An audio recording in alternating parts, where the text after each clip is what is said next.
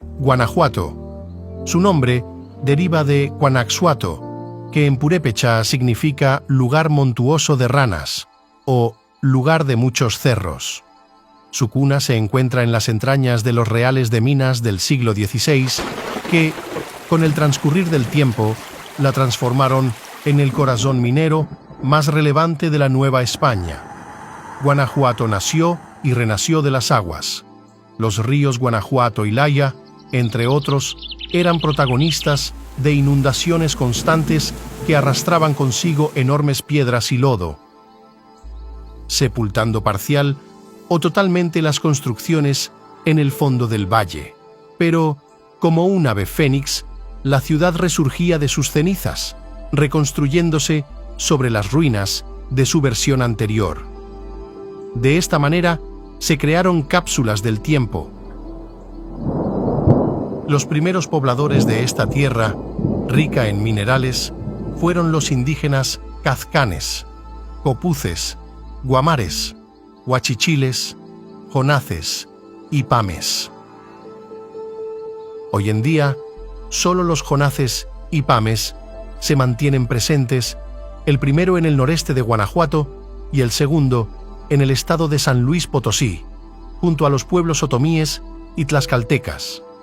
La presencia humana más antigua en Guanajuato se remonta a 9.500 años atrás. Un fragmento de pedernal en forma lanceolada, hallado en la Cañada de Marfil, da testimonio de los primeros habitantes quienes, guiados por las condiciones climáticas favorables tras el último período glacial, migraron de las costas, del Golfo y el Pacífico hacia las planicies del altiplano. Chupícuaro, cerca de Acámbaro, alberga los vestigios más antiguos de civilización en el estado. Este lugar, ahora sumergido bajo la presa Solís, fue el primer asentamiento permanente en la región, datando del 600 a.C. Esta comunidad se dedicaba a la economía agrícola, combinando la recolección de frutos y raíces con la caza y la pesca. Sus entierros eran característicos, en los que los cuerpos recostados de espalda recibían ofrendas, pero no las tenían si estaban acostados sobre el vientre, interpretándose como una indicación de su estatus social. Curiosamente, los cuerpos eran enterrados con sus perros.